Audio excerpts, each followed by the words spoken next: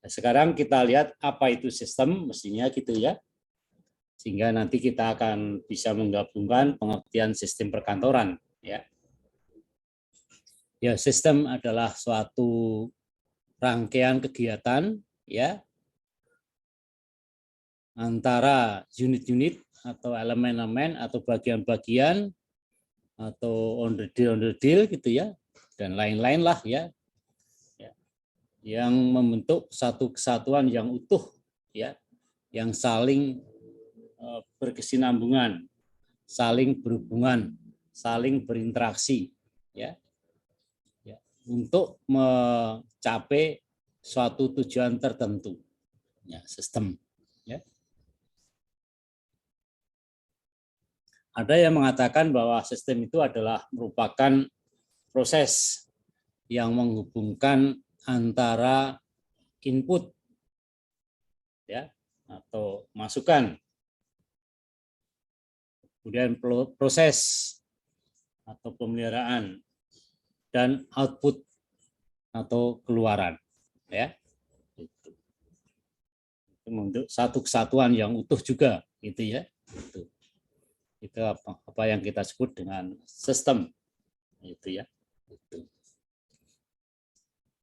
Ya pada dasarnya kita di dalam hidup itu memang bergerak di dalam sistem ya. Nah, tentu sistem itu ada yang besar sekali gitu ya, ada yang menengah, ada yang kecil gitu ya. Itu ya. Nah, misalnya negara lah, negara itu pasti namanya sistem juga ya di dalam organisasi.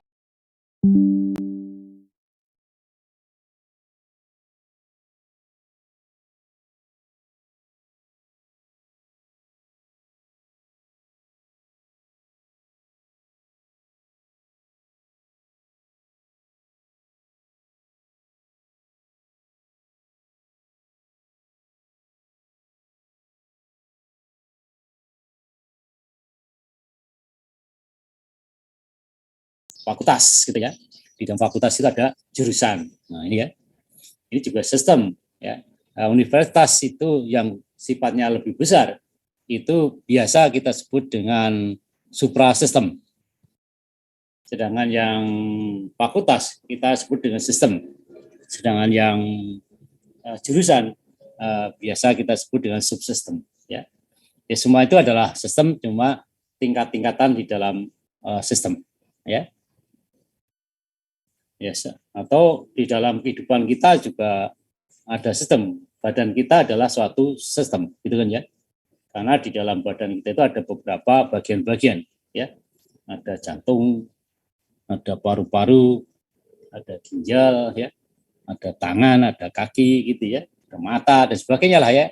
Itu kan membentuk satu kesatuan yang utuh, ya, untuk mencapai suatu tujuan tertentu, ya. Gitu. Misalnya kalau salah satu onderdil Anda itu sakit atau tidak berfungsi, ya pasti akan mengganggu yang lain juga, ya. Walaupun bisa berjalan dengan baik gitu ya. Ya misalnya Gus Dur lah, ya. Gus Dur ya mohon maaf bahwa memang penglihatannya kurang baik gitu ya. Maka banyak sekali hal-hal yang berpengaruh kepada pola pikirnya misalnya gitu ya. Karena tidak bisa melihat itu paling kuat ya mengasumsi ya, menggunakan pikiran tadi kan ya. Tapi kalau melihat maka bisa betul-betul menjelaskan dengan apa yang pernah kita lihat gitu ya. Tapi kalau kita lihat ya mungkin asumsi atau pengalaman yang dulu sebelum sakit misalnya gitu ya.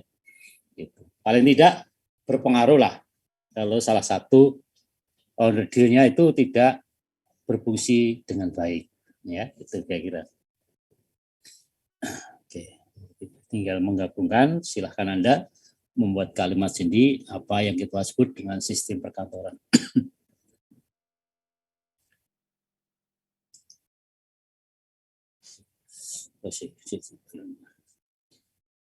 Nah, ini nanti akan sub-sub yang akan kita bicarakan di dalam pertemuan ini. Ada sistem, ada prosedur, dan ada metode. Ya. Kemudian juga sistem pemerintahan berbasis elektronik. SPBE. Nah, ini bahwa TIK itu sudah ada di masing-masing kementerian, lembaga maupun pemerintah daerah, ya, dengan semua kegiatan yang beda-beda, ya. Maka pemerintah mengharapkan itu ada keterpaduan di dalam satu pintu di dalam masalah TIK tadi, ya. Maka dibuatlah sistem pemerintahan berbasis elektronik. Kemudian sistem informasi manajemen atau SIM, tentu ini teman-teman sudah berkali-kali gitu ya, kuliah di Postat itu pasti dapat inilah ya, gitu ya. Ya, nanti kita tengok aja, hanya sekedar informasi apa-apa yang pernah dilakukan di BPS tadi ya, itu. Kemudian bagaimana nanti akan Anda menyempurnakan mestinya gitu ya, karena sistem ini kadang-kadang memang dibuat sudah lama tapi belum ada revisi misalnya gitu ya. Nah, maka masa-masa depan mungkin perlu ada revisi yang lebih baik misalnya gitu ya. Itulah kira materi kita yang akan kita bahas pada pagi hari ini. Ya, kita lihat teorinya. Tentu sistem perkantoran tadi dari beberapa yang saya kumpulkan tadi tentu punya referensi ya, karena harus mengacu dengan referensi yang memang sudah bisa dipertanggungjawabkan gitu ya. Ya, pertama dari DC Danger bahwa sistem perkantoran itu adalah merupakan urutan baku operasi ya, dalam satu kegiatan perusahaan ya, usaha, dan berkenaan dengan bagaimana operasi itu dilaksanakan yang kita sebut dengan metode, maupun di mana dan bila mana dilaksanakan ya. Jadi Danger memberikan suatu sinyal pengertian daripada sistem perkantoran ya, urutan baku operasi, artinya langkah-langkah demi langkah gitu ya, itu dibuatlah suatu sistem. Jadi pertama kali apa, kedua apa, tiga apa, terus gitu ya.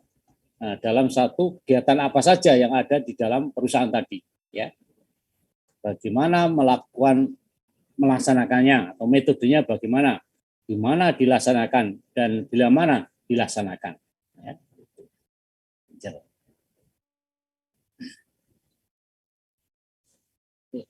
Biasanya di dalam sistem perkantoran itu ada yang kita sebut dengan prosedur ya. Nah, di dalam prosedur itu juga ada beberapa metode ya. Artinya bahwa metode itu merupakan bagian daripada prosedur. Begitu juga prosedur itu merupakan bagian daripada sistem ya. Tuh kalau bayangkan itu ya. Itu. Kemudian manajer perkantoran melakukan perencanaan sistem perkantoran. Ya. Ini adalah salah satu tugas yang memang harus dilakukan manajer. Karena memang tuh pekerjaan kantor yang menjadi penanggung jawab adalah manajer tadi. Ya. Maka untuk melaksanakan kegiatan tadi, seorang manajer harus bisa melakukan perencanaan sistem perkantoran tadi. Ya. Nah, tentu kemarin sudah kita singgung, di dalam perencanaan itu, semua perencanaan itu harus berorientasi kepada tujuan atau kepada goal. Ya. Jangan sampai ada perencanaan yang menyimpang dari tujuan. Ya. Maka di dalam kantor, dalam organisasi, untuk membentuk suatu organisasi, maka tujuan adalah ditentukan pertama kali. Ya. Karena semua akan ke arah sana.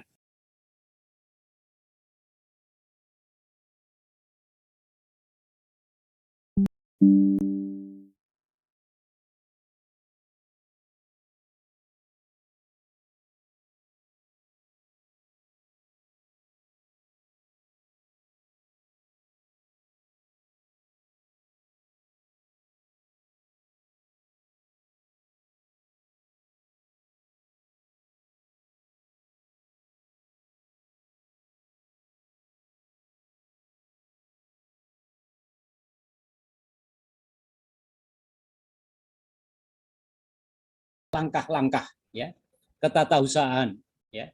Sebetulnya tidak harus ketatausahaan, yang lain pun, tenis pun juga bisa gitu ya. Rangkaian langkah-langkah ketatausahaan dan atau tenis yang bertalian dan membentuk suatu cara yang diterima dan menjadi tetap dalam menjalankan suatu tahapan aktivitas perkantoran tadi ya. Ya, jadi langkah-langkah itu harus ditentukan ya, rangkaian langkah-langkah tadi ya. Ya, tidak hanya ke bidang tata usaha, dalam bidang operatif atau subject matter juga harus dibuat ya. Ya, itu. Sehingga kegiatan tadi membentuk satu kesatuan ya. Dan itu diterapkan ya, lama-lama akan diterima dan menjadi tetap ya di suatu kantor tadi. Ya. Prosedur diperoleh dengan pra perencanaan berbagai langkah yang dianggap perlu untuk menyelesaikan pekerjaan. Nah ini ya. Jadi prosedur ini harus dibuat ya sebelum perencanaan itu kita buat ya. Ya karena apa? Karena di dalam prosedur ini akan terlihat ya hubungan antara unit-unit ya, unit-unit atau orang-orang yang terlibat dengan kegiatan-kegiatan yang dilakukan tadi atau langkah-langkah tadi ya. Jadi prosedur itu adalah ya, kalau zaman sekarang kita sebut dengan SOP ya. Ya, standar operation procedure kan gitu ya. Itu semacam matrik lah ya. Yang matrik tentu teman-teman masih ingat lah ya, yaitu hubungan antara kolom dan baris kan ya, matrik kan ya. Nah kolom ini ya, kolom 1, kolom 2, kolom 3 dan terusnya lah gitu, itu adalah merupakan unit atau perorangan atau bagian atau lembaga atau apalah gitu ya. Kolom ya, biasanya kolom 2 lah gitu ya, kolom 2, kolom 3, kolom 4. Kemudian yang ke bawah, baris, itu adalah langkah-langkah dari tahap pertama, kedua, ketiga, terus sampai akhir, stop. Ya. Sehingga nanti setiap langkah ini ada yang bertanggung jawab kepada langkah ini. Apakah itu perorangan, atau itu unit, atau lembaga, dan sebagainya. Ya. Setiap langkah tadi. Gitu ya. Gitu. Ya. Sehingga prosedur itu akan lebih tahu lah ya, kenal lah ya, pegawai itu kenal siapa sih langkah ini yang bertanggung jawab. Nah ini gitu ya, apa yang dilakukan di sini ya itu ya. Misalnya Anda pernah lihat lah ya, atau pernah melaksanakan di Polstat lah paling gampang gitu ya.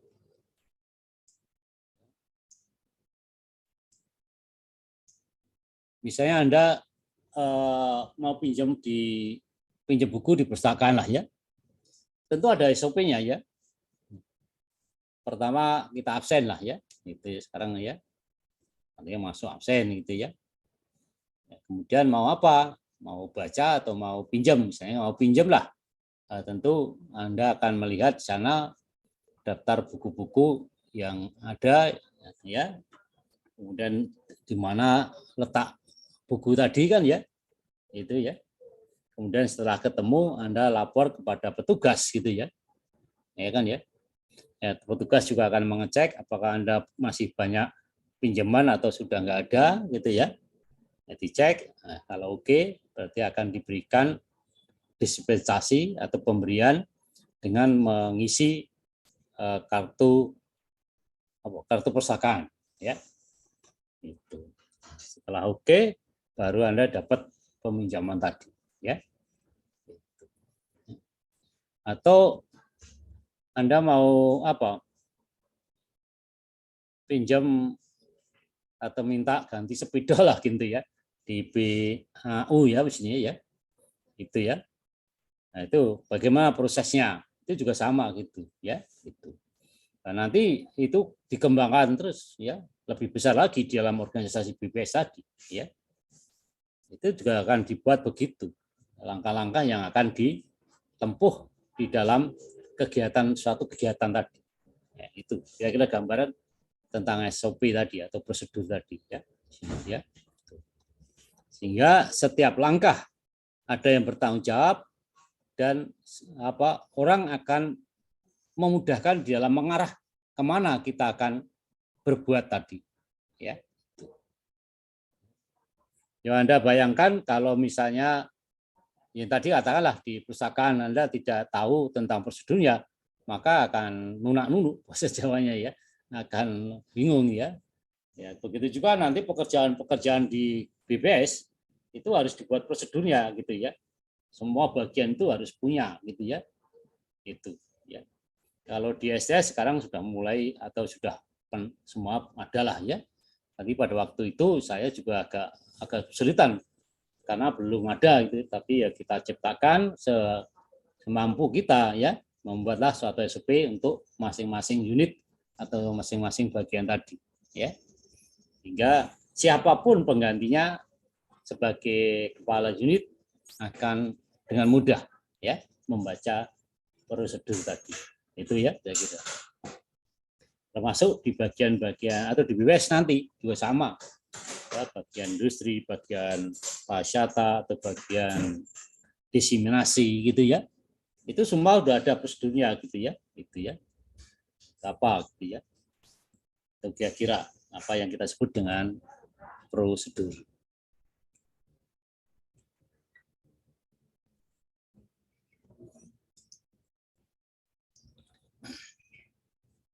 Nah, ini diberikan contoh di dalam ini. Yang tadi tidak saya berikan contoh, tapi tidak apa-apa. Misalnya prosedur penerimaan dan penjawaban surat yang masuk. Nah, ini BPS misalnya, ya. Ya, karena BPS kantornya besar, maka surat masuk dan surat keluar itu satu tempat, ya. Yaitu mula-mula diterima petugas arsip. Nah, sebetulnya bukan arsip tapi ekspedisi lah, ya. Setelah dibuka, dicatat asal usulnya surat dari mana, nomor dan tanggalnya, ya, baru diteruskan kepada pejabat yang dituju tadi, ya. Ya. Kemudian setelah surat tadi diterima oleh pejabat, tentu akan dibaca, dipelajari, ya, kemudian memberikan perintah petunjuk, ya, atau memang ditulis sendiri untuk disiapkan jawaban surat tadi, ya. Baru pimpinan akan bertanda tangan, ya. Kemudian selanjutnya surat jawaban akan dikirim lewat arsip atau lewat ekspedisi. Itu, ya. Itu contoh di BPS misalnya, ya. Itu. Dan nanti masing-masing unit, masing-masing bagian, ya, atau dulu yang kita sebut dengan subdirektorat juga punya SOP-nya masing-masing, ya. Karena biasanya satu bagian itu ada beberapa survei lah, ya, atau ada beberapa kegiatan, ya. Ya, misalnya dalam diseminasi tentu ada beberapa, ini bagian enter data, bagian persiapan, bagian enter data, bagian validasi, bagian apalagi pengolahan lebih lanjut, itu kan masing-masing punya pekerjaan sendiri, ya. Nah, masing-masing itu tentu akan punya SOP, ya, supaya, ya, dokumen yang kita kerjakan itu berurutan lah, gitu, ya. Gitu.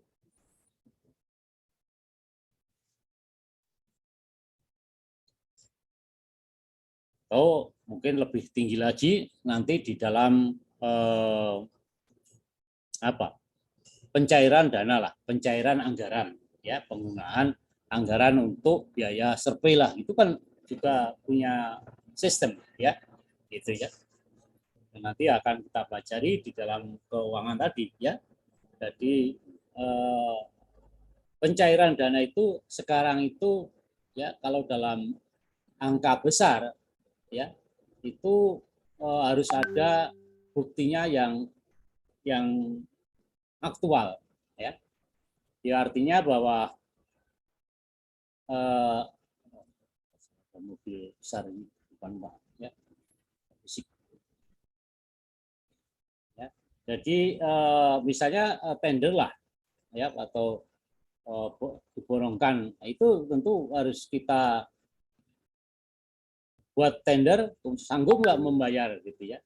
Nah uangnya belum ada ya, tapi ini harus ditalangi oleh pemborong dulu ya.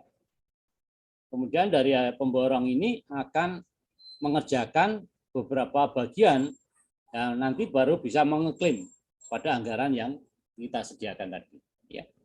Dan itu ya sederhana itulah, pokoknya nanti kita lihat lebih lanjut ya tentang pencairan dana tadi ya. Contoh yang lain itu juga ada SOP karena memang melibatkan banyak sekali unit-unit di dalam pencairan dana tadi ya, karena harus bisa dipertanggungjawabkan secara benar tadi ya. Gitu.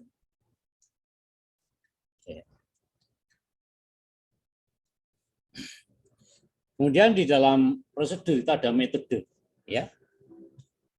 Jadi langkah-langkah ini adalah caranya. Cara melaksanakan kerja dari suatu tugas yang terdiri lebih dari satu tindakan ya ketatausahaan oleh seorang pegawai ya, itu ya. Jadi caranya bagaimana kita akan melakukan suatu kegiatan tadi ya. Itu. Ya tentu akan dibuat di dalam perencanaan tadi atau langkah-langkah tadi atau metode ya. Ya misalnya di dalam tadi katakan tadi pengolahan data lah, entry data gitu ya. Kan itu kalau Anda membuat program itu tentu harus tahu kuesionernya ya. Itu ya. Tapi sebelumnya tentu Anda siapkan sarana dan prasarana yang Anda akan pakai ya, itu harus disiapkan juga, dirancang juga ya. Kemudian baru perencanaan pembuatan program entry data gitu ya. Ya. Tentu Anda lihat menguasai betul apa yang disebut dengan kuesioner tadi ya. Ya, tentu tidak hanya konsep definisi, filosofinya masing-masing rincian itu harus Anda kuasai. Ya, paling tidak konsistensi antar blok, antar rincian atau yang lain ya, itu juga harus Anda kuasai gitu kan ya. Ya. Ya, kemudian kalau semua sudah siap baru kita melakukan langkah-langkah pembuatan program gitu kan ya. Ya. Ya, tentu dalam pembuatan program teman-teman sudah mengarah teknisnya gitu ya. Gitu. Ya. Tentu yang lain misalnya harus kita buat suatu ya, pedoman validasi ya, atau pedoman coding gitu ya, atau pedoman nama rincian-rincian gitu kan ya. Itu kan ya. Kemudian begitu juga harus dibuat ring gitu ya.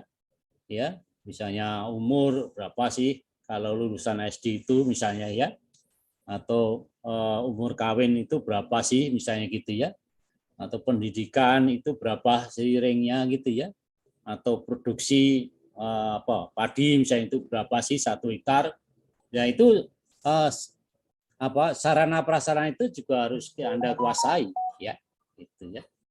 Selain teknisnya tadi, maka untuk mempermudah seorang programmer biasanya akan kerjasama dengan subject matter ya, karena subject matter itu tahu persis ya apa filosofinya perincian tadi, apa hubungan dengan rincian lain, apa hubungan bab per bab tadi ya, maka harus ada kerjasama ya. Seorang programmer di harapan kita itu setelah ada masukan daripada subject matter, maka akan bisa menerjemahkan dengan logika yang baik ya. Jadi seorang programmer kan begitu ya, logikanya yang kita perlukan tadi ya, alur pola pikirnya gitu ya, itu yang penting ya di dalam membuat program tadi ya. Ya itu harus dilatih ya. Makin banyak pengalaman, makin banyak tahu persoalan-persoalan di dalam pembuatan program. Nah, itu pasti ya. Beda kalau yang baru membuat gitu pasti nunak-nunuk bahasa Jawa ya. Tapi kalau sudah pengalaman, oh gini begini tahu ya. Jadi apa namanya apa? Titik lemah dari masing-masing kegiatan itu lebih menguasai daripada orang yang belum pengalaman gitu ya. Tapi tentu semua orang harus mencoba ya, jangan sampai kalau nggak pengalaman nggak mau gitu ya. Harus dicoba. Tentu dari paling sederhana dulu lah ya, supaya nanti ya kalau ada masalah mudah diketahui persoalan di mana ya. Metode menjadi syarat rutin yang dapat menjadi pola pengaturan otomatis. Ya, iyalah, ya. Kalau metode ini sudah berjalan dengan baik, ya tentu itu akan menjadi suatu peralatan yang otomatis ya. Ya. Tidak perlu manual ya. Ya misalnya Anda pergi ke Singapura lah ya, ke Changi misalnya. Tentu beda dengan di Cengkareng atau di Yogyakarta gitu ya. Ya walaupun sekarang sudah mulai ada beberapa yang baik di Jakarta misalnya ya. Nah semacam inilah karena ini sudah menjadi tetap maka dibuatlah otomatis tadi ya. Kerjaan kita pun juga sama. Misalnya contoh yang paling gampang adalah absen kita lah sekarang ini ya, sepadu gitu. Itu kan tadinya memang belum masih manual ya, tapi karena itu sudah memang dibuktikan valid hasil absen, maka otomatis gitu ya kita terapkan tadi. Serangkaian metode dipadukan menjadi prosedur. Nah, tadi ya dipadukan jadikan satu karena terdiri dari beberapa metode kemudian digabung menjadi prosedur ya. Kemudian dari beberapa prosedur digabung menjadi sistem. Itu pola pikir kita. Oke.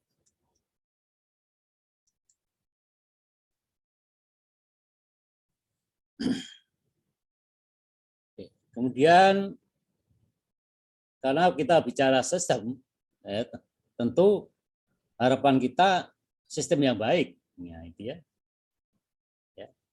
Nah, sistem yang baik itu seperti apa, gitu kan ya?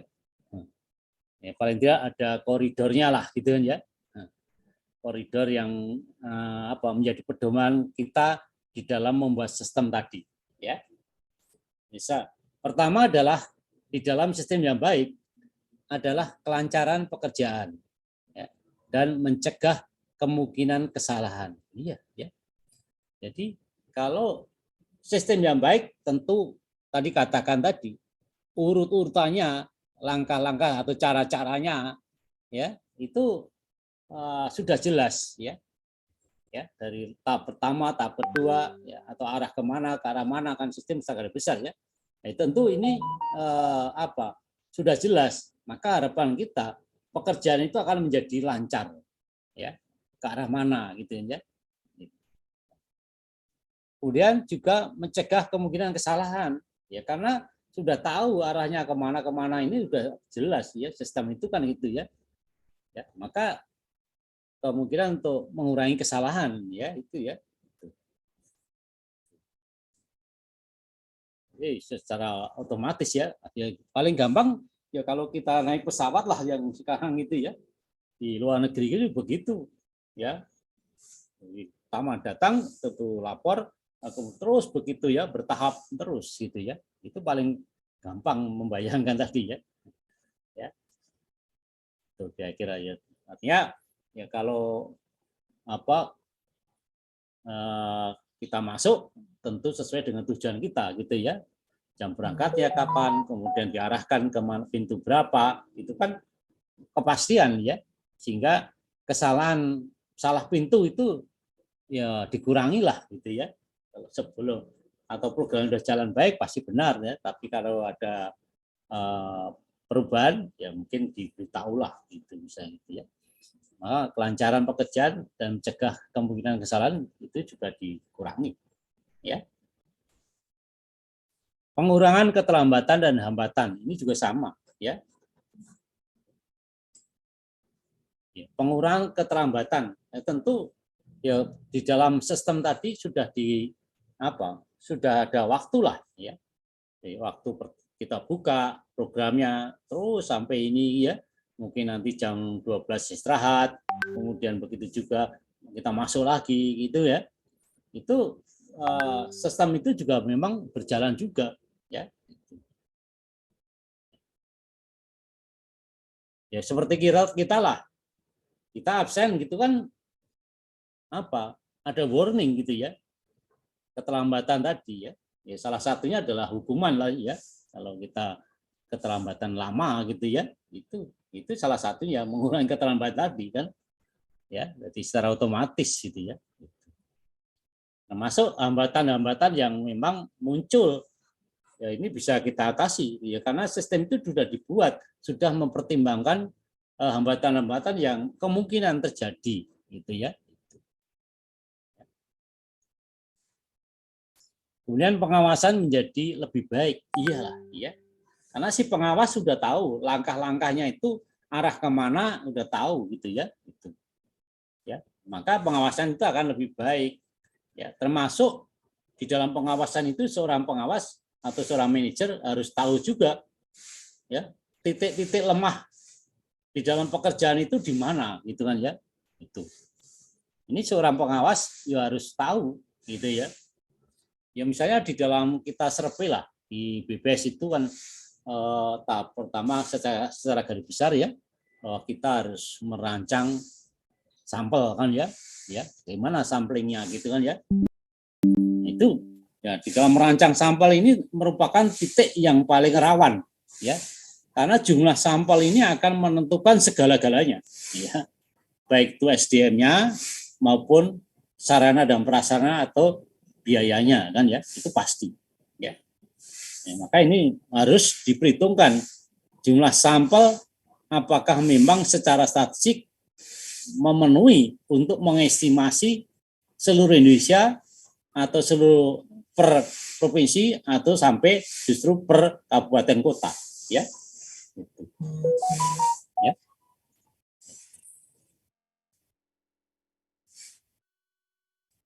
Maka ya tadi pengawasan itu yang paling penting ya, karena sudah jelas arahnya gitu ya. Ya.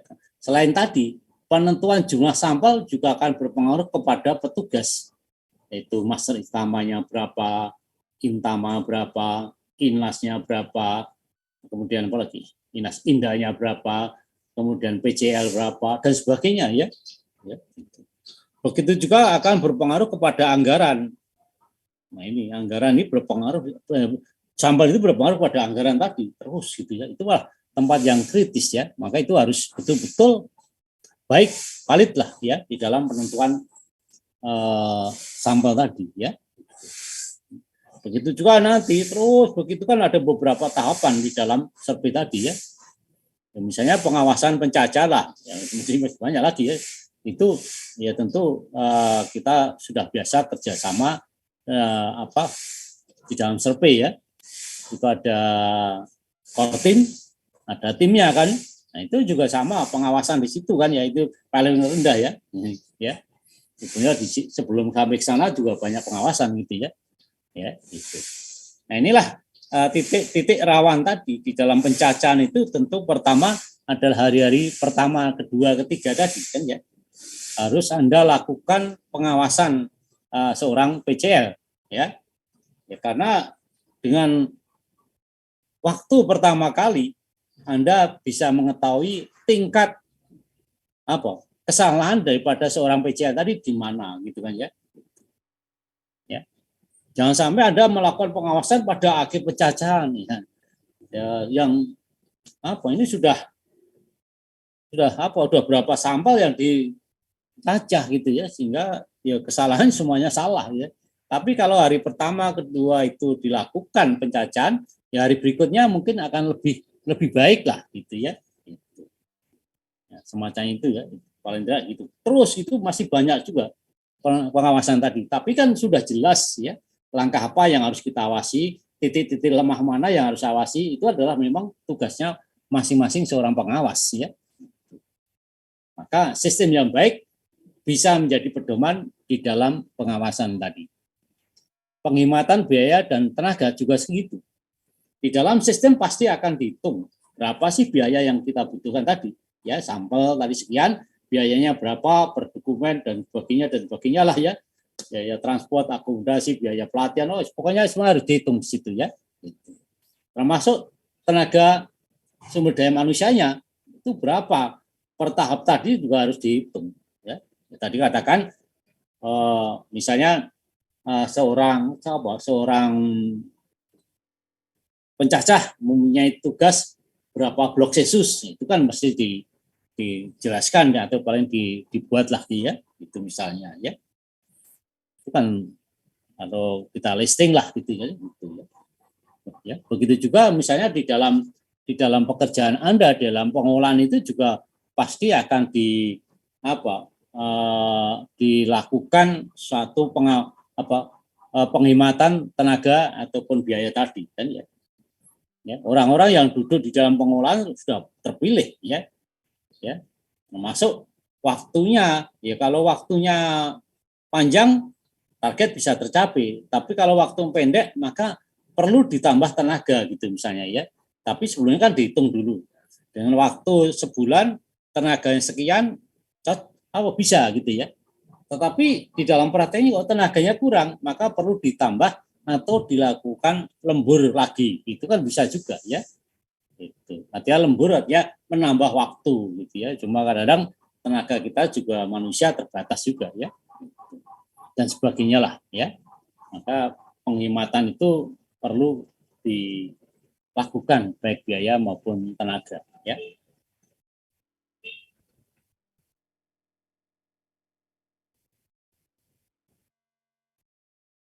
Koordinasi berjalan mulus, iyalah ya, karena masing-masing orang, masing-masing bagian itu sudah tahu pekerjaannya tadi kan ya, manajernya juga tahu, pimpinannya sudah tahu mana yang dikerjakan siapa, mana yang dikerjakan siapa, itu tahu gitu ya, sehingga koordinasi tadi akan memudahkan. Oh ini bidang ini di dalam bidang misalnya di dalam pengolahan lah, ini siapa yang tugas melakukan pengambilan dokumen dari gudang misalnya. Kemudian bagi siapa yang bertugas melakukan validasi ya data-data ini gitu ya, atau yang melakukan coding itu siapa gitu kan ya. Nah, kemudian yang entry data itu siapa gitu kan ya. Itu tentu sudah jelas ya, sudah orang-orangnya itu bagian-bagian itu sudah jelas, maka memudahkan kita di dalam mengkoordinasi tadi ya. Kemudian melatih petugas, iyalah ya. Ya tentu kalau supaya memudahkan harus dibuat sistem. Ya, sistem itu tentu salah satunya adalah memiliki syarat. Nah, seorang petugas harus mempunyai syarat tertentu, misalnya gitu ya. Ya. Misalnya Anda sebagai programmer, banyak programmer. Nah, tentu punya syarat gitu ya. Ya. Mungkin rajin misalnya ya, atau pendidikannya gitu ya, atau pengalamannya, atau apalah gitu ya. Atau paling gampang bayangkan mitra lah, kita butuh mitra gitu ya, kan banyak sekali sekarang ya peminat menjadi mitra BPSP tadi kan ya. Nah, tentu harus punya syarat, misalnya pendidikannya apa gitu ya, berapa gitu ya, SMA atau S1 atau kemudian pekerja statusnya apa sebagai pegawai atau apa gitu kan sebenarnya ya, atau pernah menjadi mitra dan sebagainya itu ya, sehingga tenaga kerja itu relatif homogen ya, baik itu pengetahuan maupun latar belakang atau manajernya gampangnya gitu ya. Nah, ini memudahkan kita. Kalau beda kalau petugasnya itu heterogen sekali ya, latar belakang yang beda-beda, ada yang tidak lulus SD, ada yang SD, SMP, bahkan ada yang doktor gitu kan ya. Itu akan sulit juga kita melatih petugas semacam itu. Maka diusahakan sistemnya itu dibuat peraturan-peraturan, syarat-syarat orang menjadi petugas itu apa saja. Itu memudahkan itu, maka sistemnya harus dibuat juga ya. Itu.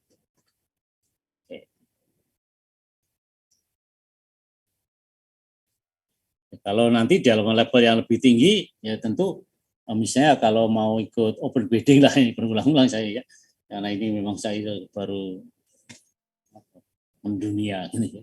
Itu kan juga harus ada syarat-syaratnya tertentu ya, gitu ya. Ya, misalnya kita sekarang melakukan pemilihan direktur lah, direktur Postat gitu ya. Itu syarat-syarat untuk menjadi calon direktur itu ada gitu ya. Itu ya. Nah, ini sudah ditentukan di dalam sistem tadi, dalam sistem seleksi administrasi dulu lah gitu ya. Apa-apa yang dibutuhkan gitu ya. Tapi ternyata yang daftar nggak banyak gitu ya, nggak tahu karena takut atau karena ya sudah apa dalam suasana nyaman gitu ya, nggak tahu ya gitu ya, atau memang mengharapkan hanya sebagai wakil direktur ya, karena nanti kalau direktur terpilih dia punya hak untuk memilih wakil direktur ya itu ya, semacam ini kadang-kadang ada tim sukses ya seperti Anda lah ya. Ya. Tapi kalau beda kalau mahasiswa sama ini ya, kalau yang berwenang itu direkturnya ya, pembantunya itu hanya membantu ya. Beda kalau mahasiswa kan ya, ya sebagai tim sukses nanti saya harus menjabat di sana, saya harus ke sana gitu. Itu artinya kurang bagus ya. Yang bertanggung jawab tetap direktur atau senat lah yang terpilih ya. Itu ya.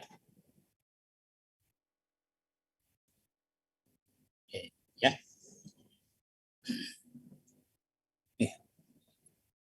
Ya. Kemudian dari pendapat itu tentu kita tunjang dengan referensi, yaitu yang dikemukakan oleh Dinger ya, ya, ya, bahwa ada 11 asas ya perkantoran yang baik. Ya, ini ya. Ya, salah satu asasnya adalah sistem tadi ya. Yaitu Dinger mengatakan yang pertama adalah punya arus kerja yang lancar tadi ya. Harus ya. Jadi pekerjaan itu harus lancar dari tahap pertama sampai akhir gitu kan ya. Jadi kalau ada hambatan-hambatan, di mana hambatan-hambatan itu kan ya, ini harus kita uraikan hambatan tadi, ya, atau kita selidiki ya, kita revisi atau kita perbaiki. Kemudian yang kedua, menghindari kekembaran kerja dan warkat. Nah ini ya, jangan sampai terjadi suatu organisasi itu pekerjaan itu sudah habis dibagi, ya, habis dibagi. Artinya di dalam pembagian itu tidak ada satu pekerjaan dibagi menjadi dua bagian, ya. Ini ya. Karena kalau itu terjadi, maka ini ya, terjadilah kekembaran pekerjaan tadi. Ya ini ya. Begitu juga warkat-warkat. Ya kalau tidak perlu ya tidak perlu dicatat lah gitu ya. Ya. Atau bagian tertentu yang melakukan pencatatan misalnya gitu ya. Ya. Ya. Pernah terjadi di BPS ya, yang ulang-ulang kali sampaikan ya, karena ini dulu menimbulkan masalah ya. Itu ada di bagian tanaman pangan yang dia tugasnya adalah melakukan survei produksi lah ya, misalnya padi lah ya. Tapi di bagian distribusi, yaitu bagian produsen dan konsumen juga melakukan survei yang sama ya. Ya. Ya, ingin mengetahui produksi padi dan palawija lah misalnya gitu ya. Ya, tentu dari dua bagian tadi dengan metode yang beda, waktu yang beda, atau dengan petugas yang beda ya, itu hasilnya akan berbeda juga kan? Itu ya. Itu paling tidak begitu kan ya. Nah, itu kan kalau itu dipublikasikan, tentu tanggapan dari orang luar akan menimbulkan tanda tanya ya. Mana yang harus kita pegang nih ya. BPS saja data produksinya 2 tapi nggak sama, ya kan ya. Itu menimbulkan masalah gitu kan ya. Selain teknis juga tentu boros di dalam penggunaan anggaran maupun waktu dan lain-lain ya itu. Maka dihindarkanlah kekembaran kerja dan warkat. Pekerjaan mondar-mandir petugas menjadi minimum ya ya. Iya.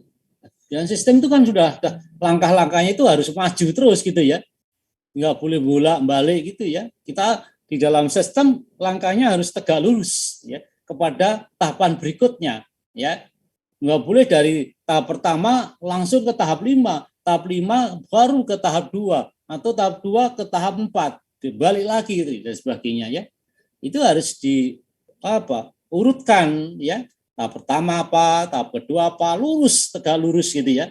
Itu paling paling pendek gitu ya. Nah, itu jangan sampai bolak-balik sehingga konsumen kalau memperoleh data, ingin memperoleh data itu mengalami kesulitan ya. Atau di dalam pengolahan pun juga sama. Kalau kita itu sudah tegas dari tahap pertama apa, tahap kedua apa, tahap tiga apa, sudah jelas itu ya untuk mengurangi mondar-mandir yang tidak perlu ya, bolak-balik tadi ya gitu. Ya contohnya di dalam pengolahan data kita ya, zaman dulu harus sekarang nggak tahu ya. Dulu bagian pengolahan ya, yang namanya ya pengolahan lah gitu ya, sensus pengolahan ya. Tentu kalau sensus kita pusatkan dalam satu tempat gitu ya, sensus penduduk, sensus ekonomi atau sensus pertanian ya. Nah di dalam pengolahan tadi tentu punya ruang ya gitu. Ya. Dulu terjadi pengolahannya ada di lantai 4 atau lantai 5 itu ya, tapi dokumen yang akan di-entry itu ada di lantai 1 ya. Nah ini kan mau nggak mau seorang enter data itu akan mengambil gitu kan ya. Nah ini kan makan waktu juga gitu ya, mondar-mandir situ ya. Ya gitu. Maka ya itu harus diatasi. Ya dokumen yang mau dienter langsung lah kirim ke bagian pengolahan tadi lah gitu ya, sehingga tidak mondar-mandir naik turun lift misalnya gitu ya. Ya agak waktunya kurang lah gitu ya. Dan sebagainya. Artinya setiap langkah itu memang sudah jelas ya, tidak boleh balik lagi atau apa lagi gitu ya gitu. Menghindari tulis-menulis yang tak perlu, ini juga sama ya. Ngapain kita harus di catatan yang tidak perlu ya, tapi kalau perlu ya nggak apa-apa gitu ya.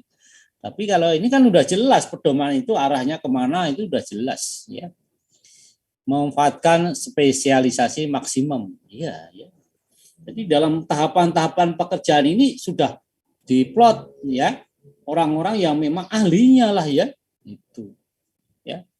Misalnya ada yang ahli dalam receiving ya, penerimaan dokumen, ada ahli batching gitu ya, ada ahli validasi ya, atau ahli coding gitu ya, kalau ada ahli programmer, ada ahli entry gitu ya, ada ahli apa, itu kan sudah seorang manajer itu harus atau pimpinan itu sudah tahu kemampuan masing-masing orang tadi kan ya, ya sudah tahu ya.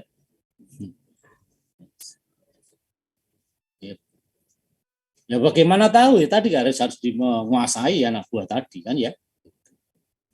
Zaman dulu kalau enter itu orang enter itu pegawai bebas itu tanpa melihat gitu ya.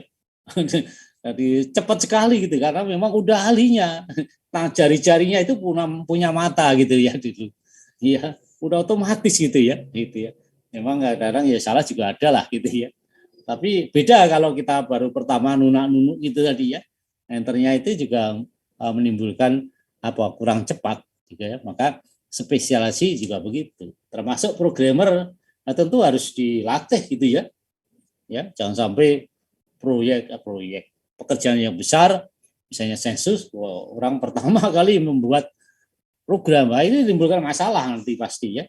Harusnya dari yang kecil-kecil sampai kecil-kecil dulu, nah, kemudian banyak pengalaman, baru kita kasih program-program yang memang rumit gitu ya. Maka spesialisasi adalah hal yang sangat penting di dalam sistem tadi. Menggunakan perbekalan minimum, iyalah ya. Perabot peralatan itu sudah kita hitung kebutuhan kebutuhan kertas, kebutuhan printer atau kebutuhan peralatan atau kebutuhan yang lain. Nah itu tuh sudah kami hitung ya, itu ya, jangan sampai nambah lagi gitu ya. Kadang kalau nggak ada targetnya kan belum nggak ada ketentuan, pasti cenderung orang itu akan menggunakan perbekalan maksimum gitu ya. Gitu. Kalau udah, oh ini butuh sekian di dalam apa? Di dalam batching atau dalam validasi, dalam coding atau dalam apa gitu ya. Tahapan itu perbekalan apa saja yang dibutuhkan sudah disiapkan ya di dalam sistem tadi. Mencegah pencatatan tak perlu, ini juga sama ya. Tulis menulis sama catatan itu ya kalau sudah jelas ya ngapain dicatat lah gitu ya. Gitu.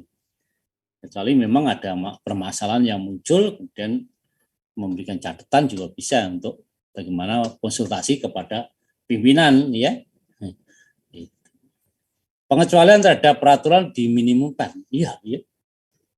Ya, namanya pengecualian itu hal yang memang tidak selaras dengan sistem kan ya. Kecuali gitu ya. Ya, itu ya. Atau kebijakan-kebijakan kadang-kadang diambil ya menimbulkan suatu ya apa? Ketidakkontinunya sistem tadi bisa juga ya. Ya. Ya misalnya lah kita pengolahan data, entry data gitu ya. Sudah dijalankan, sudah dihitung waktunya sekian ya, peralatan sekian, SDM-nya sekian gitu ya. Ternyata nggak tercapai di dalam praktek tadi ya, yang mungkin salah anggaran atau yang lain ya, maka pimpinan akan menentukan loh, kalau ini nggak tercapai nanti akan jadi masalah kan ya. Ya maka pimpinan mengambil, oh ini mengambil keputusan. Kalau begitu waktu kerja kita tambah atau ada lembur lah gitu kan ya. Itu ya, lembur. Nah, berarti ya waktu malam harus kerja lah gitu ya. Ya paling tidak sampai jam 9 malam gitu ya. Ya. Tapi ada pegawai yang tidak mau, ya kan, macam-macam alasan kan ya. Ya, kemudian diberikan pengecualian gitu ya. Ya misalnya gitu ya. Ya kalau artinya bahwa apa target dengan lembur tadi tidak tercapai karena ada beberapa orang yang tidak lembur karena dapat pengecualian tadi ya. Nah itu harus diminimumkan gitu ya, dihitung betul ya. Kira-kira tentu apa sebelum lembur ditanya bisa enggak ya, kalau nggak bisa diganti dulu orang lain gitu ya yang siap lembur gitu ya. Mencegah pengecekan yang tak perlu ini juga sama ya, tapi kalau perlu ya harus dikerjakan ya. Pengecekan tak perlu juga ngapain gitu ya, cari-cari aja gitu ya pekerjaan. Ini biasanya dilakukan oleh pimpinan yang tidak profesional tadi ya, supaya dianggap tahu gitu ya. Kita bisa melihat gitu pimpinan yang memang menghayati pekerjaan atau yang hanya sekedar ya pura-pura ngecek saja gitu ya. Gitu. Memanfaatkan mesin-mesin sebaik-baiknya, tidak berlebihan, iyalah ya. Sudah kita rancang jumlah mesin yang kita pakai, komputer yang kita pakai itu berapa, udah kita hitung ya, termasuk kapasitasnya, ya, atau mereknya apa, atau bentuknya ada sebagainya lah ya. Itu harus diperhitungkan ya. Menggunakan asas kesederhanaan, iya ya. Jadi asas sederhana itu penting sekali di dalam pekerjaan tadi ya. Ya paling tidak di dalam kesederhanaan itu yaitu pertama adalah jarak terpendek ya. Dari tahap pertama ke tahap 2 itu dihubungi jarak yang terpendek ya. Jarak terpendek itu apa? Ya jarak yang garis lurus gitu ya. Tegak lurus gitu ya, garis yang tegak lurus. Ya, tentu yang maju gitu ya. Jangan garis miring yang tadi katakan dari 1 tidak kedua, tidak ketiga ya dalam sistem, tapi 1 ke 5 itu kan miring ya, itu ya. Itu semacam ini enggak baik ya. Kemudian selain jarak, kemudian biaya yang murah tentu ya. Ini harapan kita ya, tentu jangan sampai tidak efisien gitu ya, murah. Ya. Kemudian apa? Waktu yang terpendek ya kan ya. Itu. Waktu yang terpendek. Ya kita merencanakan waktu itu juga harus yang ya minimum lah ya. Kita menentukan waktu yang lama, tapi harus sesuai dengan kemampuan ya. Biasanya ini berulang-ulang saya itu seorang programmer itu biasanya cenderung dia akan mentargetkan waktu yang panjang ya, gitu ya. Ya mungkin salah satunya tadi takut nggak selesai atau mau santai-santai gitu ya, jadi nggak maksimum ya. Maka kalau dengan programmer ya saya udah hafal gitu ya masalah itu ya, harus kita cek kembali ya. Ya kalau Anda kerja ini hari ini berapa rincian lah gitu ya, misalnya kalau buat ini ya, itu kemudian hitung terus di kuesioner itu ada berapa rincian ya. Nah, bisa ditentukan waktunya lah gitu misalnya ya. Nah, masalah manajer itu kan ya harus produksinya harus lebih cepat ya, lambat tadi ya. Oke, itulah kira-kira tentang administrasi yang berhubungan dengan sistem, prosedur maupun metode ya.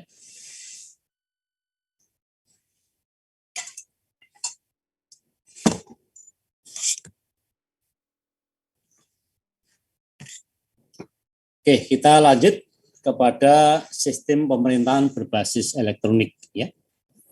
Seperti tadi saya kemukakan, jadi selama ini pelayanan di masing-masing kementerian, lembaga dan pemerintah daerah yang hubungan dengan TIK itu diselenggarakan oleh masing-masing kementerian atau lembaga ataupun pemerintah daerah ya.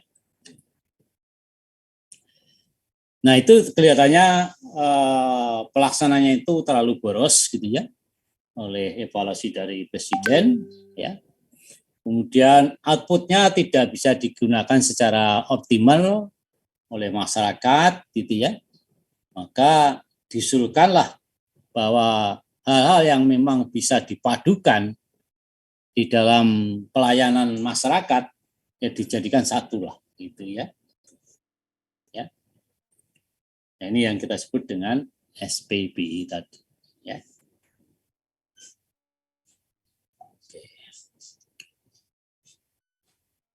Nah, ini latar belakangnya untuk mewujudkan tata kelola pemerintahan yang bersih, ya, ya.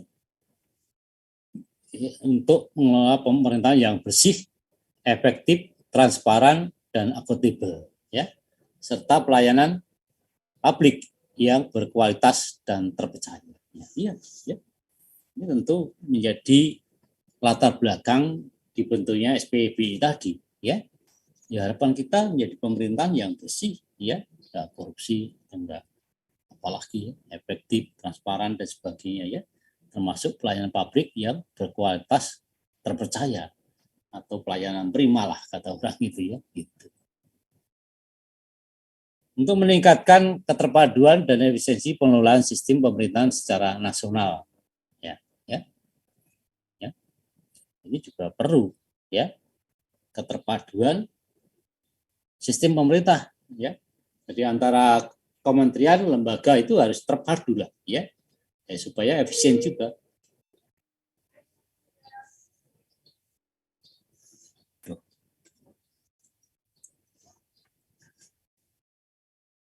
Kemudian diperlukan inovasi penerapan TIK dalam bentuk sistem pemerintahan untuk mewujudkan arah kebijakan yang strategi. Ya, pemerintah dalam rangka menghasilkan ini sistem pengawasan yang terpadu, mudah gitu ya, sistem administrasi ya, sistem administrasi pemerintahan, pelayanan publik yang lebih cepat, lebih baik dan lebih murah. Ya. Itu harapannya ya, supaya dibuat SPBI tadi, latar belakangnya itu ya. Mohon maaf, tidak ada tamu dulu ya, sebentar.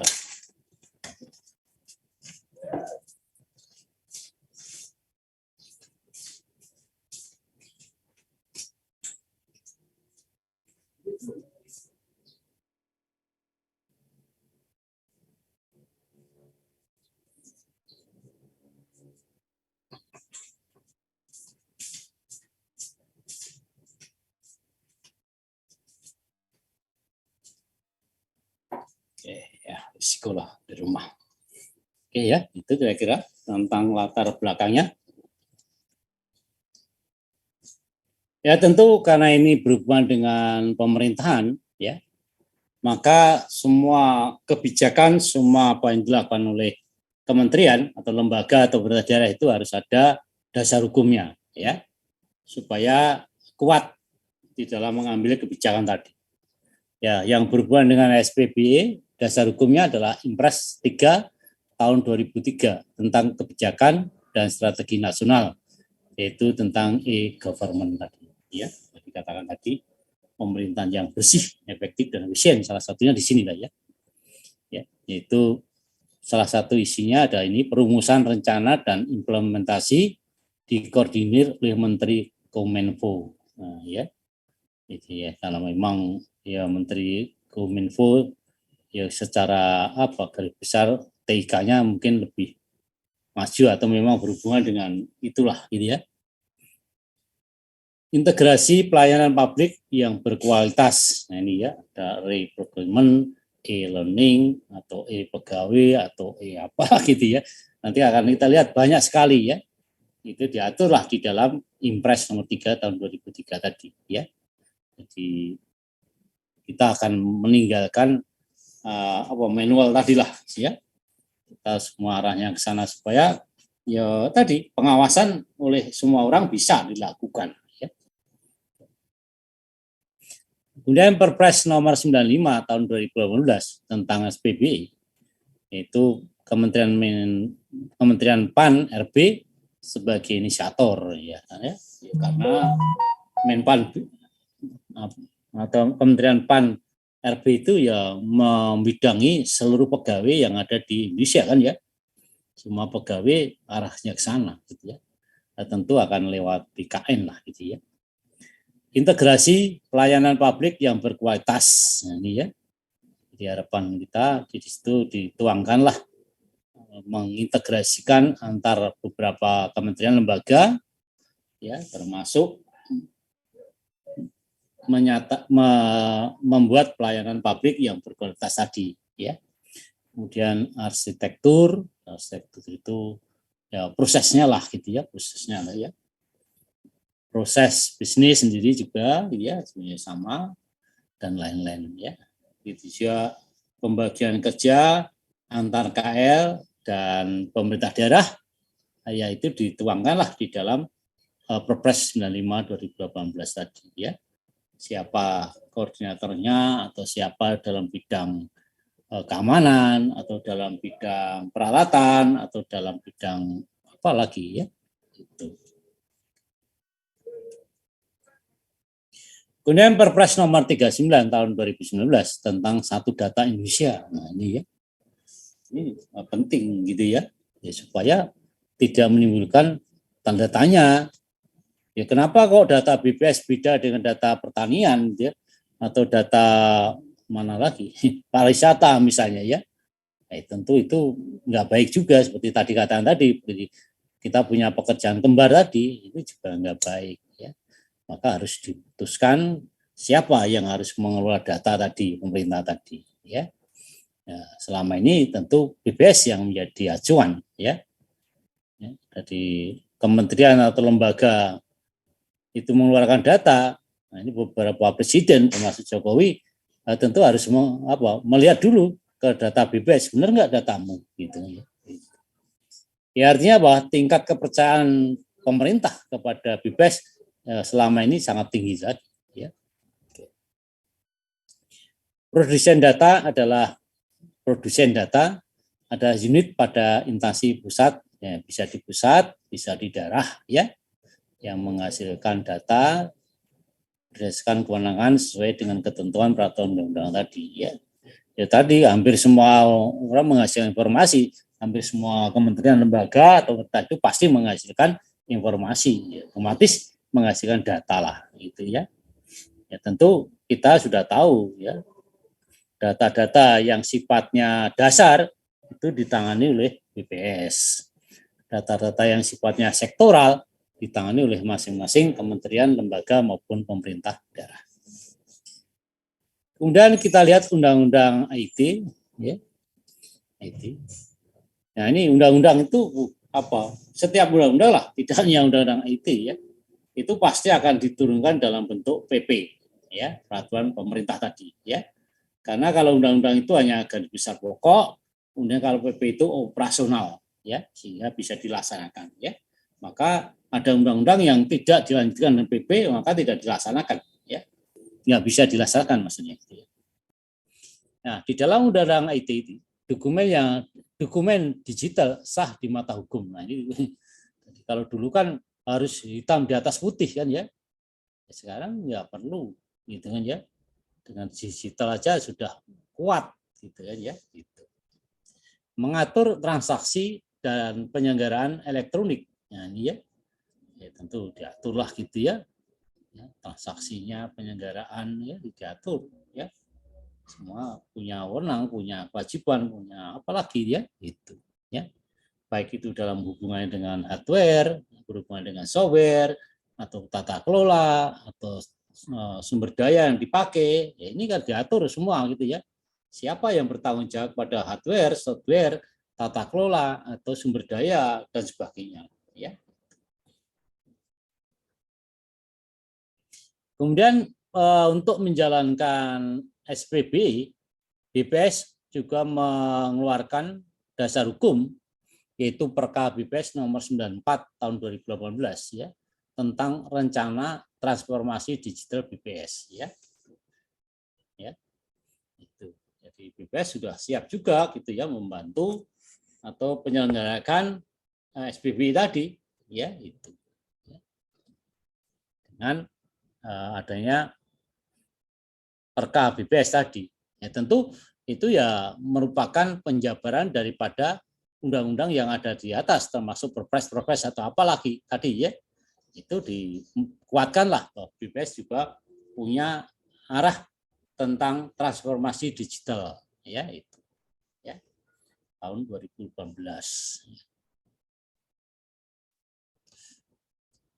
Nah, ini kira-kira cakupan atau kerangka peraturan presiden yang dikeluarkan oleh presiden ya.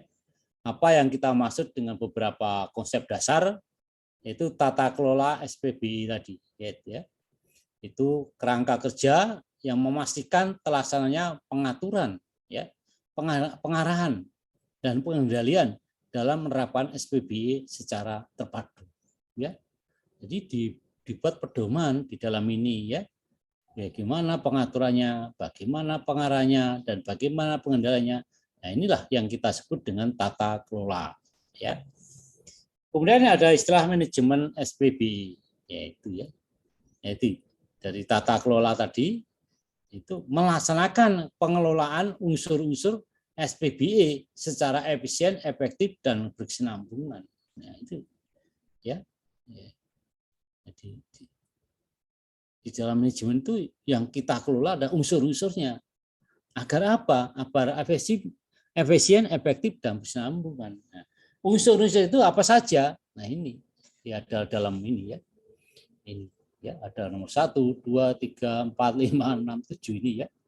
Itu ada unsur-unsurnya yang harus kita kelola secara efisien, efektif, dan berkesinambungan tadi ya. Misalnya rencana anggaran, nah ini ya. Ada proses bisnis, data dan informasi, infrastruktur SPBE, aplikasi SPBE, keamanan SPBE, layanan SPBE. Ini unsur-unsur yang harus dikelola bersama-sama gitu ya. Nah, untuk mengelola ini kita harus menggunakan manajemen. Nah, ini ya, itu manajemen ya. Karena ini maka disebut dengan manajemen SPBE karena unsur ini ya kita kelola manajemen SPB tadi. Nah, manajemen SPB itu apa saja? Nah, ini yang ada di luar ini. Ini saja gitu ya. Ya misalnya adalah manajemen risiko. Nah, ini ya, ini juga harus dijelaskan di dalam undang-undang SPB tadi ya. Apa yang kita maksud dengan manajemen risiko? Manajemen keamanan informasi gitu ya. Ya. Nah, itu juga ada. Jadi artinya ini harus kita laksanakan semualah. Manajemen data, manajemen aset, manajemen layanan, manajemen pengetahuan, manajemen perubahan, manajemen SDM, manajemen audit, TIK dan sebagainya. Ini harus kita lakukan gitu ya, itu. Ya. Kemudian cara penyelenggaranya ini ya disingkat satu undang TI tadi kita masukkan dalam sini gitu ya. Yaitu penyelenggaranya adalah tim koordinasi SPBE nasional tadi ya. Jadi ada beberapa yang terlibat di dalam pemerintahan tadi ya. Kemudian ada dibentuklah tim koordinasi SPBE tadi ya dari macam-macam kementerian, lembaga atau pemerintah pusat tadi ya. Pemerintah daerah berda. Pelaksanaan SPBE di instansi pusat dan pemerintah daerah. Nah, ini juga ya. Pelaksanaan itu bisa di instansi pusat maupun ada daerah tadi ya. Kemudian percepatan penerapan SPBE, implementasi SPBE yang berintegrasi meliputi. Nah, ya dipercepat karena merasa mungkin sudah keterlambatan, sudah ada masalah-masalah sesuatu ya harus dipadukanlah dalam satu pelayanan tadi, yaitu mengintegrasikan perencanaan tadi ya. Jadi ada ini ya, ada unsur-unsur itu ya. Nah, apa saja yang ada di situ, penganggaran, pengadaan atau apalagi masih banyak sebetulnya ya. Integrasi data kepegawaian juga ya perlu ya. Jadi orang-orangnya itu udah apa yang mengurus FB itu orang tertentu sih ya.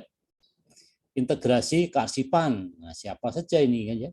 Integrasi pengaduan publik, pembangunan pusat data nasional ya, tentu ya biasanya masing-masing kementerian lembaga yang terlibat biasanya akan menyodorkan loh ini loh orang-orang yang memang mampu gitu ya, itu biasanya gitu ya, atau mungkin ditanya oleh tim koordinasi tadi nih ya, BPS siapa yang mau dijadikan tim di sini misalnya gitu ya, bisa juga ya, jadi baru diberikan SK.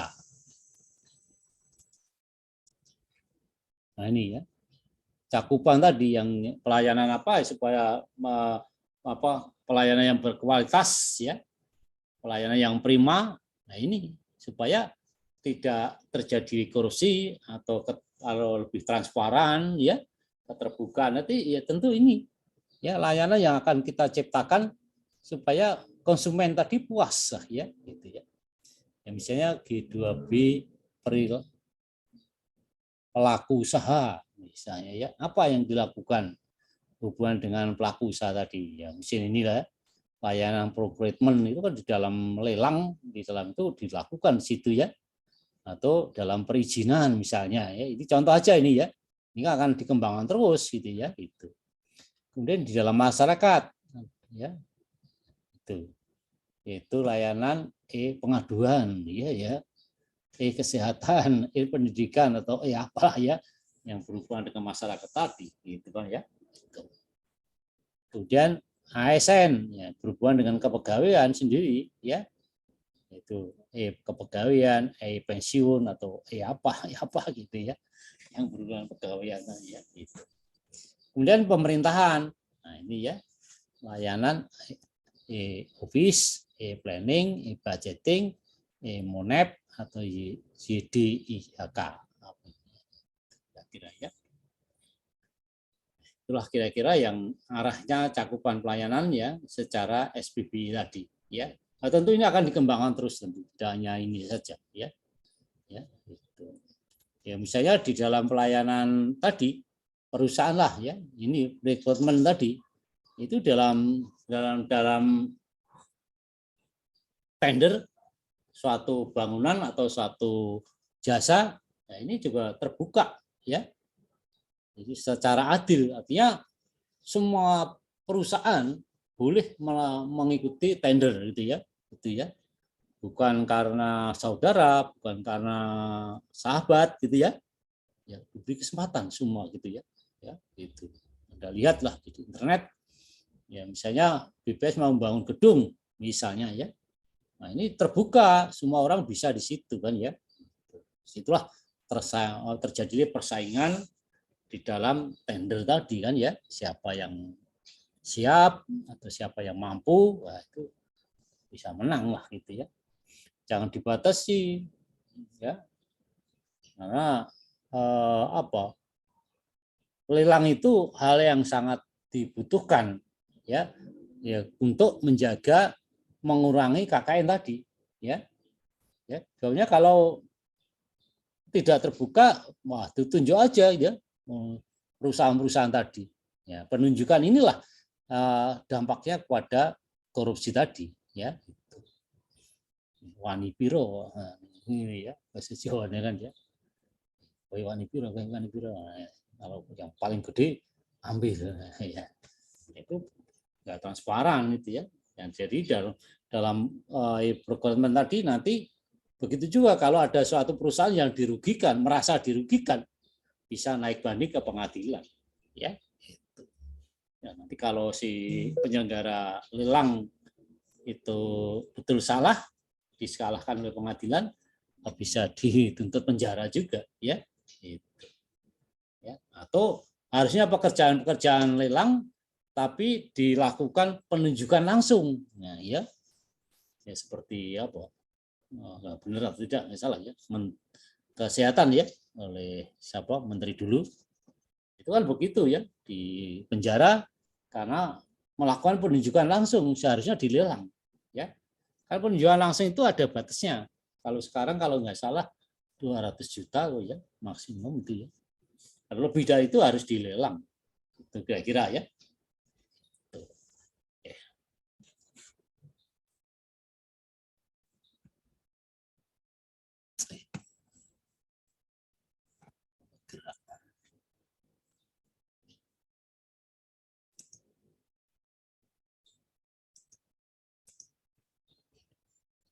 Nah, inilah gambaran tentang tim koordinasi tadi ya, ada sifatnya nasional, ada di pusat, ada yang di daerah tadi ya.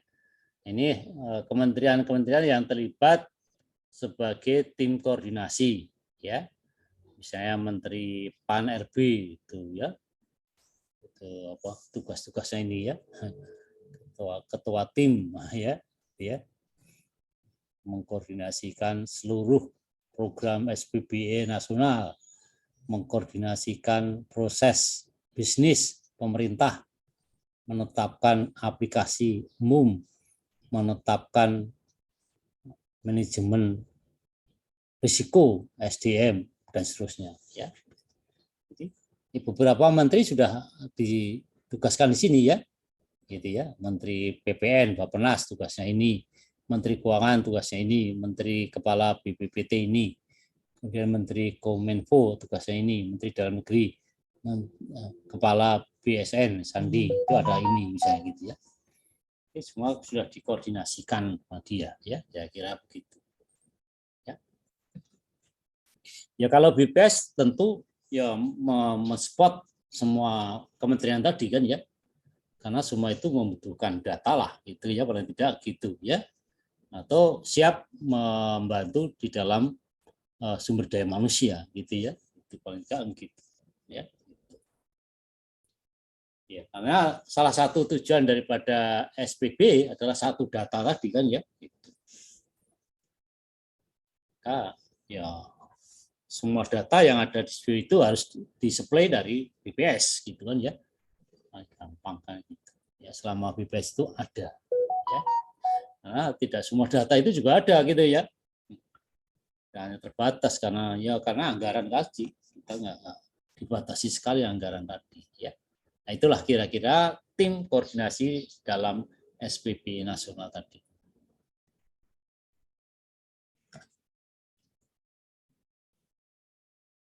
Kemudian sebelum diterapkan SPB ya, terjadi pemborosan anggaran akibat terbangunnya silo-silo sistem yang tidak terintegrasi, mengingat setiap KLD, kementerian lembaga dan daerah membangun aplikasi pemerintahan sendiri tadi ya, dampaknya gitu ya. Masyarakat menuntut pelayanan publik yang transparan, cepat dan efektif. Nah, ya. Jadi selama dilakukan oleh kementerian lembaga sendiri ternyata masyarakat merasa belum transparan, belum cepat, belum efektif ya. Maka pemerintah mengambil alih bagaimana kalau kita membentuk satu koordinasi di dalam SPBI, gitu ya. Nah, ini kalau lihat data penunjang, ternyata anggaran yang dipakai oleh kementerian lembaga itu dari tahun ke tahun meningkat terus, gitu ya.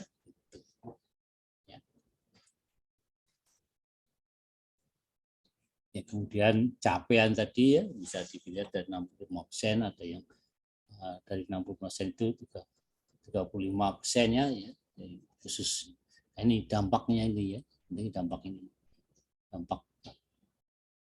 nanti. Pemborosan anggaran belanja TIK selalu bertambah setiap tahunnya. Akan tapi utilitas TIK hanya mencapai 30% ya. 35% disintegrasi sistem informasi pemerintah. Nah, ya.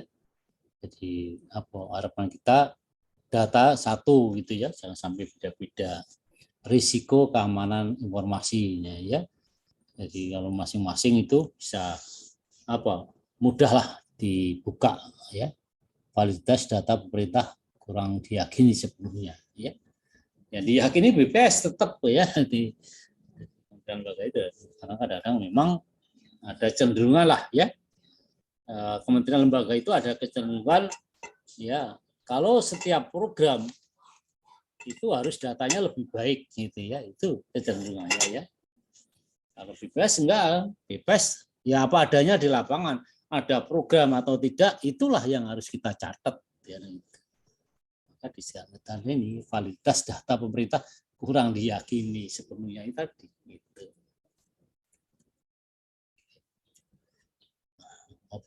Oh, ini penjelasan sistem pemerintah berbasis elektronik adalah penyelenggaraan pemerintah yang dimanfaatkan teknologi informasi dan komunikasi untuk memberikan layanan. Penjelasan Mas Bibi tadi ya. Tata kelola ini juga tadi sudah disebut, tata kelola ya, kerangka kerja memastikan pelaksanaan pengaturan, pengarahan, pengendalian dan sebagainya. Manajemen juga sama, sudah disinggung tadi, serangkaian proses untuk mencapai penerapan SPBI yang efektif, efisien, berkesinambungan dan sebagainya. Oke. Nah, ini tadi sudah kita singgung juga, sama saja nih ditulis lagi sebenarnya ya, banyak ya. Ya, cuma di sini sebutkan bahwa manajemen SPBI itu adalah serangkaian proses untuk mencapai penerapan SPBI yang efektif. Nah, penerapannya ya, gitu ya. Kemudian efisien, berkesinambungan, serta layanan yang berkualitas, gitu ya. Penerapannya efektif, efisien, tapi juga pelayanan harus berkualitas tadi. Nah, ini kemudian masing-masing untuk melaksanakan unsur-unsur yang ada di dalam SPBI tadi. Ya, ada anggaran, ada perencanaan SDM apa, ini ya sesuai dengan tugasnya masing-masing. Manajemen risiko oleh Kemenpan RB, manajemen SDM oleh Kemenpan RB, manajemen keamanan dan informasi BSN, manajemen pengetahuan BPPT, manajemen data Kemen BPN, PPN, Bappenas, manajemen layanan Kominfo, manajemen aset 3 Kominfo, manajemen urban Kemenpan RB dan seterusnya ya gambarannya.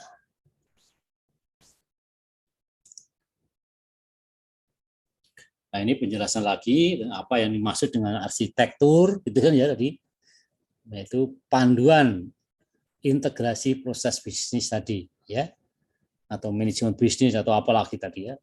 Kemudian data dan informasi, ya itu ya panduannya bagaimana ya. Infrastruktur SPBI itu apa saja, ada penjelasan di dalam arsitektur aplikasi keamanan dan layanan SPBI tadi ya. Nah, arsitektur itu kita rancang dalam waktu 5 tahun ya. Ya, biasanya akan sesuai dengan rencana pembangunan jangka menengah nasional.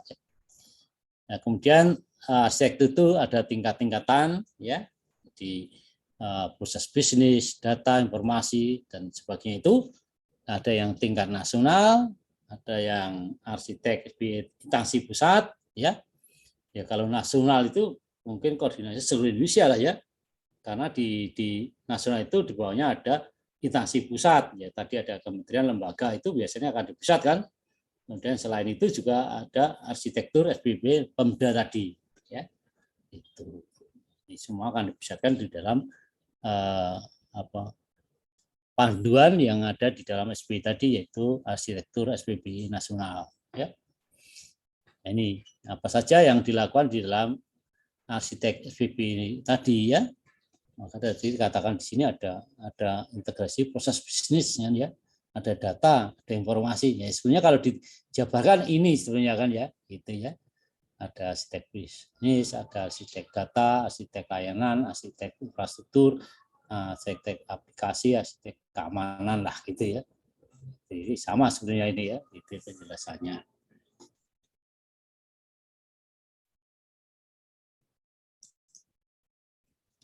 Transformasi digital ya. Nah ini sebenarnya ya, ada perubahan tadi lama, dulu kan manual kan ya, perubahan tadi ya, bentuk, sifat dan sebagainya, menjadi basis manual menjadi digital lah ya. Ini kita arahnya ke sana semua lah ya, jangan sampai kita masih manual gitu ya. Ya harus dikurangi lah ya, terutama di dalam pengumpulan data kita itu kelemahan kita masih di situ ya. Ya, itu belum canggih betul ya, itu masih ketinggalan ya. Mungkin nanti lama-lama kita ketinggalan dengan kementerian lain ya di dalam proses pengumpulan data tadi ya. Ya misalnya yang saya tahu ya, Kementerian Pertanian itu sekarang mungkin lebih maju gitu ya daripada di BPS sendiri gitu ya, pengumpulan data itu ya. Mungkin dari kementerian lain juga sama karena ada SPB tadi akan berlomba-lomba lah ya. Gitu ya. Ya misalnya kita pengumpulan data ubinan lah atau produksi padi.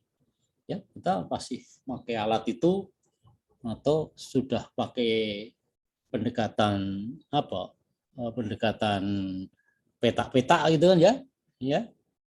Itu mungkin juga lumayan gitu ya. Tadinya pendekatan rumah tangga, kemudian pendekatan luas gitu ya. Itu sudah mulai ada penggunaan elektronik gitu ya. Itu ya. Tapi ya itu nanti akan terlambat juga ya. Jadi bayangan saya ya bahwa data padi itu bisa kita kumpulkan tanpa harus kita ke lapangan gitu kan ya.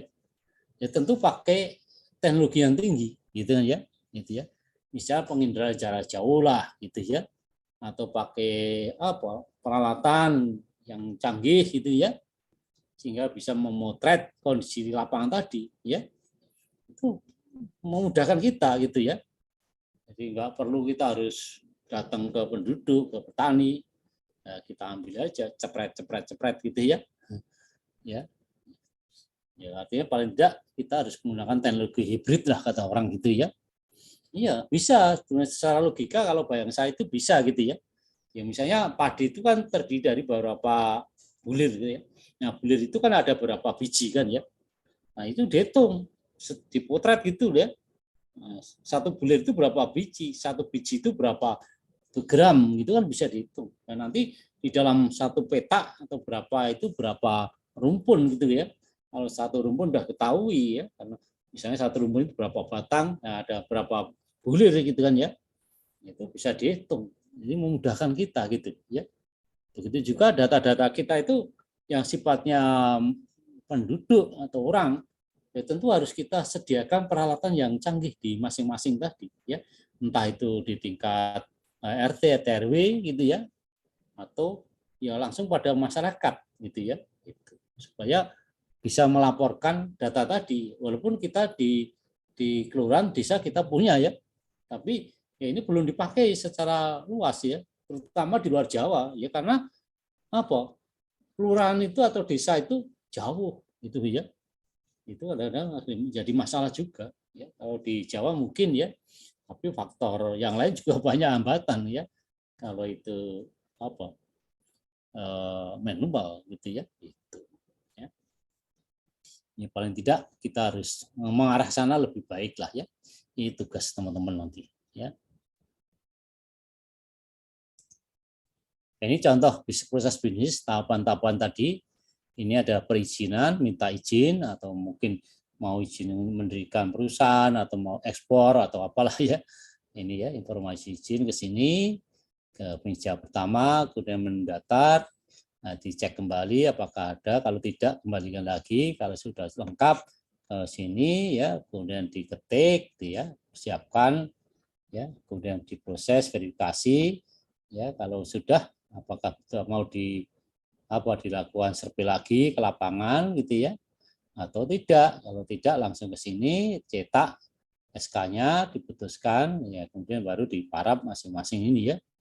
Kemudian apakah itu harus bayar atau tidak? Ya kalau bayar di sini ya bank, bukan pribadi masing-masing ini ya. Bukan setiap meja itu dibayar gitu kan ya. Biasanya gini ya, uang ini kan tentu langsung masuk ke negara tadi misalnya ya. Nah, ini kalau tidak ya langsung kembalikan lagi. Kira-kira gitu ya. Ya, artinya ini gambaran sebagai proses bisnis sebenarnya adalah SOP kita ya, flowchart kita ya. Sama saja sebetulnya ya. Istilahnya proses bisnis ini ya isinya ada SOP gitu kan ya, tahapan-tahapan tadi ya dalam gambar ini. Cuma kita harus membuatlah ya, tahap pertama itu pemohon gitu ya, pertama ini pemohon, kedua ini, ketiga ini gitu ya, kemudian kegiatannya apa, pertama pemohon, kemudian mencatat gitu ya, kemudian mengecek kelengkapan, itu kan kita buat materi kan bisa gitu ya. Ya, artinya di dalam suatu SOP itu pasti ada matriknya, tapi di dalamnya ada flowchart semacam inilah gambarannya ya. Itu. Sayang memang saya nggak punya contoh. Ya, sebenarnya ada tapi masih. Ya, percepatan penerapan SBY, ya, tentu ini harapan kita tadi apa-apa yang harus dipercepat tadi supaya terwujud segeralah ya. Itu ya. Ini tadi integrasi ini, koordinasi ini, integrasi ini ya. Terusnya kan ya, integrasi pengaduan pelayanan oleh ini ya, elektronik kearsipan oleh ini, kemudian integrasi infrastruktur ya, pusat data nasional, jaringan nasional, infra pemerintah, ini koordinasi ini semua sudah ada lah ya, menjadi koordinatornya tadi. Nah, inilah indikator sebagai alat untuk menilai itu apakah betul masing-masing kementerian itu sudah menjalankan ini gitu ya, kira-kira gitu ya.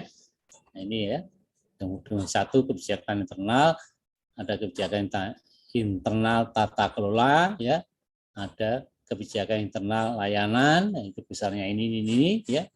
Kemudian domain kedua tata kelola CB ini ya, kelembagaan, strategi dan sebagainya. Teknologi, ya ini kelompoknya kecil-kecil tapi nggak apa-apa. Domain 3 layanan SPB, layanan administrasi ini besarnya, layanan publik ini. Ya. Jadi ini adalah nanti akan menjadi penilaian dari masing-masing kementerian tadi, ya. Apakah maksimal atau hanya berapa persen gitu ya di dalam aspek-aspek tadi, ya.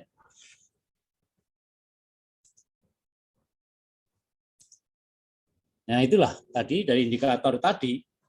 Ya, dari hasil penilaian tahun 2021, BPS meraih predikat sangat baik, ya, dengan nilai 3,81, berselisih 0,01 dengan Kementerian Komunikasi dan Informatika. Dia mendapat nilai 3,82, ya. Di sini cuma 0,01, ya. Ini kita masih unggul dari Kementerian Keuangan, dari Kementerian Hukum, dari mana itu hampir ya. Ini yang besar-besar tapi di bawahnya kan masih banyak gitu kan ya. Itu artinya kita runner up lah gitu ya, juara 2. Tentu ini sebagai capaian para senior kita nanti harus kita pertahankan ya. Kalau bisa kita tingkatkan menjadi juara 1 lah ya. Ya tentu tadi bagaimana kita bisa menyediakan informasi yang tadi, indikator-indikator itu paling tidak gitu ya, itu. Oke. Hal yang perlu dilakukan menuju sistem digital, ya.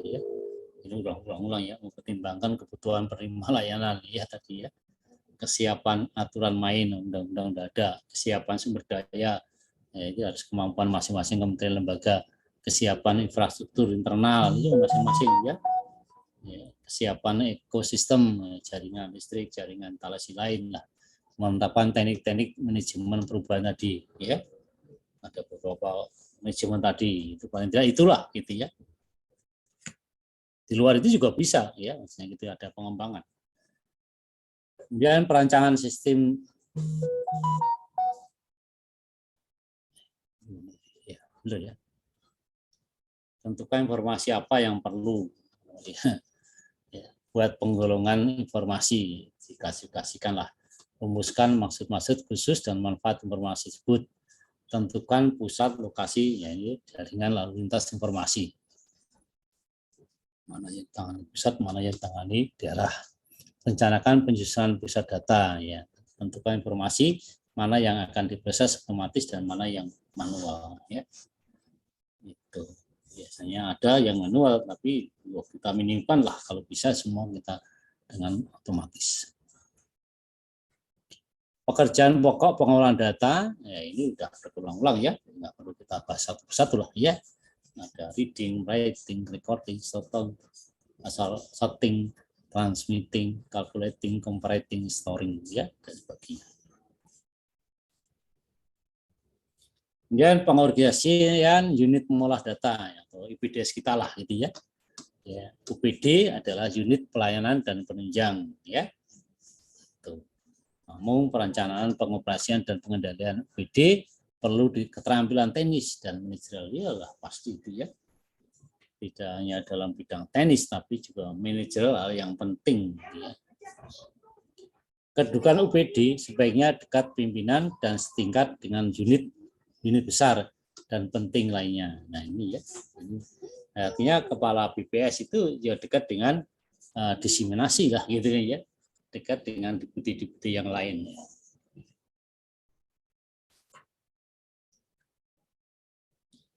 Pengembangan sistem informasi, ya, ini juga berulang-ulang ya. Ya langkah pertama mengidentifikasi masalah, ya seperti Anda skripsi sama lah.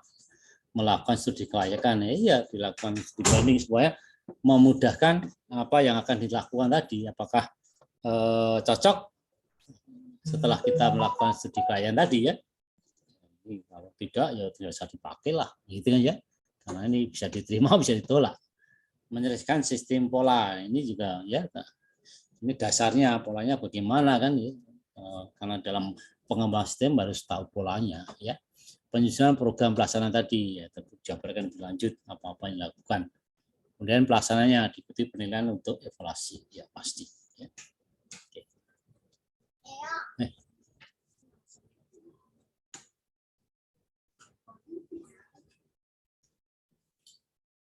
Nah, kemudian SIM ya adalah suatu sistem pengumpulan, pengolahan, penyimpanan, pemeliharaan, perolehan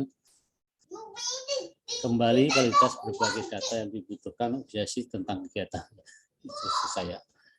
Ya. Kalau SIM saya kira udah apalah ya konsep-konsep itu, syarat-syaratnya SIM ya. Bahkan Anda sudah bisa bikin sendiri lah ya SIM tadi. Karena ini penting karena tadinya sifatnya manual. Ya kita menjadi SIM akan memudahkan kita lah ya. Ya misalnya si Padu lah, si Padu itu kan memudahkan kita, absen itu kan ya. Seperti saya WFA ya, di rumah saja absen bisa gitu kan ya. Tidak harus datang ke kampus kan ya, paling gampang. Atau transaksi lain gitu juga ya. Sudah ya, gaji kita masuk ke bank dan sebagainya ya. Kemudian aplikasinya mundur lagi, satu atau sekumpulan program dan prosedur yang dirancang untuk melakukan tugas dan fungsi tadi ya. Tadi kita lihat tadi, kita praktekkan di sini ya. Aplikasi umum, aplikasi yang sama standar dan digunakan sebagai instansi, artinya kementerian lembaga itu mempunyai sama lah gitu ya, gitu ya. Atau khusus, ini kalau khusus berarti masing-masing kementerian itu memang mempunyai tugasnya sendiri yang tadi ada macam-macam tadi ya. Nah, ini gambaran aja zaman dulu tradisional, yaitu dari masing-masing instansi lembaga membuat ini ya sini seperti ini. Tapi kalau ini dari seluruh instansi membuat satu sistem, itu ya. Nah, kemudian komponen dasar ini juga biasa di dalam pengolahan gitu ya. Tadi sudah kita sebutkan ada input, ada output, ada pemeliharaan ya. Sudah jam. Ya, masukan. Nah, itu ya, atau input. Masukan data mencakup sistem data, BIS dan data entry ya. Pemeliharaan data terutama kepentingan dengan kualitas data yang disimpan dalam sistem ya. Keluaran output, keluaran data berkaitan dengan proses penarikan data atau output atau outcome lah gitu ya. Itu. Ini penjelasan lebih rinci prosesnya ya. Pertama kita membuat enter data program, kemudian pelajari kuesionernya, divalidasi, ya, dicek kembali lah kelengkapannya, kemudian di enter jadi data, kita hubungan dengan kamus atau data-data yang data dasar, apakah perlu tidak di dalam mengenter data itu ditulis ya. Ya misalnya provinsi lah, kode provinsi 10 misalnya mana, maka nanti akan muncullah kamusnya 10 itu adalah Aceh misalnya gitu ya, dan terusnya. Atau mungkin ring-ringnya itu sudah dibuat di sini. Kalau Anda misalnya umur pendidikan tadi maksimal SD itu berapa misalnya gitu ya. Itu. Nah, data itu kadang-kadang memang ada error gitu ya, harus di-entry kembali ya, karena mungkin macam-macam alasannya, baik itu salah entry atau salah datanya sendiri ya. Oke.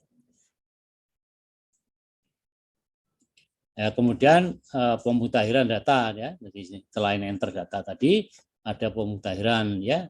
Artinya data-data lama mungkin sudah tidak laku, sudah kadaluarsa, ya misalnya pensiun, mati gitu ya, atau mungkin nambah anak, nambah istri, ya istrinya punya istri baru gitu ya, atau apa yang dimutakhirkan tadi, masuk golongan pendidikan dan sebagainya lah ya, atau data-data yang memang hasil pemutakhiran tadi dari hasil survei bisa juga ya. Gitu.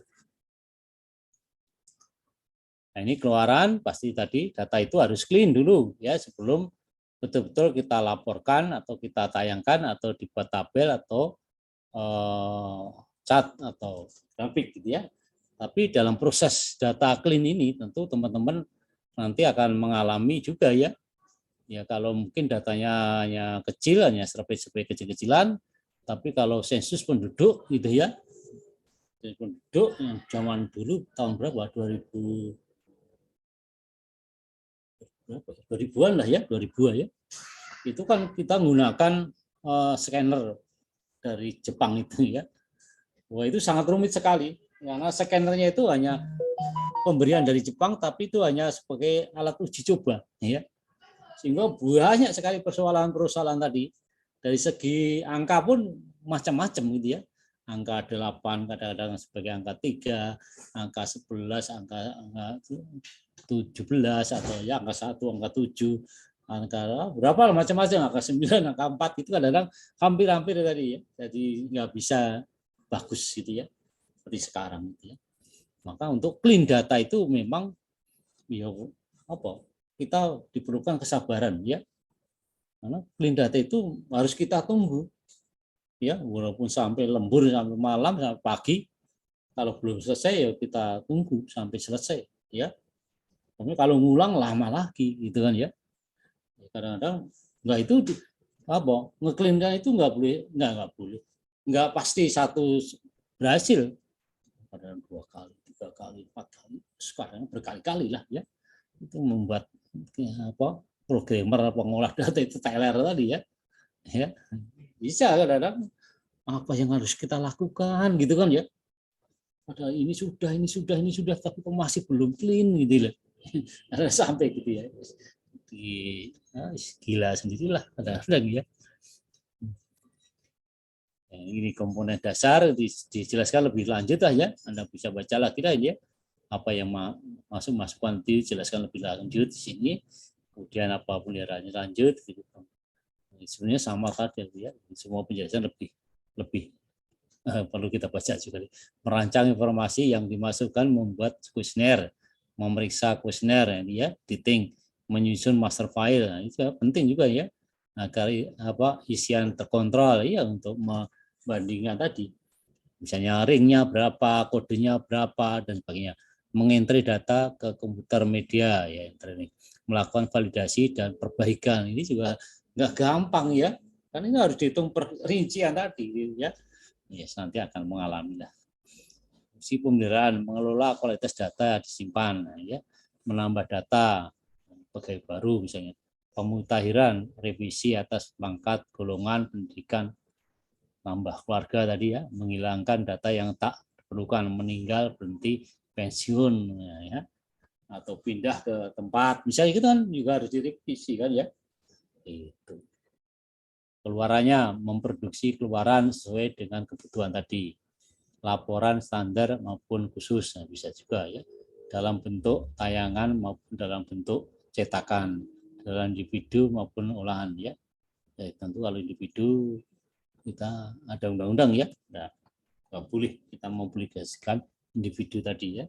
Tapi kalau mau mengecek tadi yang apa clean-nya tadi bisa individu, tapi kan nggak dipublikasikan ya, hanya untuk pengolahan saja. Sorting menurut berbagai kriteria. Oke ya. Nah, ini lebih lengkap lagi, tadi ada beberapa perencanaan sistem perkantoran gitu ya. Ini juga lebih dijelaskan lebih lanjut ya. Ada usulan, apalagi apa saja gitu ya. Permasalahan ya, dalam usulan itu, usulan pemecahan analisis biaya dampak positif ditonjolkan ya. Itu pasti harus ada alasan-alasan yang kuat lah ya kalau mau mengusulkan satu pekerjaan tadi atau sistem tadi itu ya, maka yang positif ditonjolkan gitu ya, supaya pimpinan itu tertarik atau orang lain itu tertarik gitu ya. Itu jangan malah yang negatif ya, nggak akan diterima ya. Ya seperti skripsi Anda nanti gitu kan gitu ya. Kalau di skripsi kan permasalahan ya. Nah, permasalahan itu tentu yang negatif gitu ya, jangan malah positif malah gitu ya. Ya supaya bahwa ini loh perlu diteliti gitu kan ya, gitu. Atau mungkin kepentingan lebih besar, ini perlu dibuat program gitu kan ya. Yang dulu mungkin programnya begini ini kurang bagus misalnya. Nah, ini loh kita buat program supaya lebih enak gitu ya. Ya misalnya dalam pelayanan di perpustakaan lah. Ya kita buat program misalnya mahasiswa itu kadang-kadang mengembalikan lambat gitu ya. Nah, mungkin ada program yang mengingatkan lah di HP-nya masing-masing tadi ya, waktunya sudah habis, segera dikembalikan perpustakaan misalnya gitu ya. Atau kode sinyal lah atau apalah gitu ya. Itu juga sangat baik juga ya. Semua pelayanan itu secara digital tadi ya. Gitu. Nah, kemudian analisis kebutuhan, boleh dijelaskan ya, saya tidak membaca lagi. Ini ada beberapa spesifikasi sistem, ada desainnya, ada pengembangan sistem dan terusnya ya. Ini perlu Anda baca lagi karena ini adalah hal yang Anda akan berkecimpung di dalam pembuatan sistem perkantoran tadi. Ini sebagai dasar aja sebetulnya. Nah, tentu semua itu harus kita bicarakan dengan pimpinan ya. Karena usulan itu tentu pimpinan yang bertanggung jawab, kita tinggal melaksanakan gitu ya. Oke, saya kira begitu. Ini aplikasi SIM-nya di BPS. Ini beberapa sudah dijalankan oleh senior-senior kita ya. Sudah berkembang layanan pembangunan, pemeliharaan dan pengembangan sistem informasi yang mencakup ini ya, aplikasi back office, aplikasi Simpak, aplikasi presensi, aplikasi prestasi dan seterusnya ini ya. Ini hal-hal yang memang sudah dikerjakan di BPS dan ada gitu ya. Tapi tentu banyak kelemahan-kelemahan yang itu harus Anda pelajari misalnya ya. Nah, kelemahan-kelemahan itu harus kita pelajari, kemudian bagaimana cara menyempurnakan lebih bagus gitu kan ya, itu nanti ya.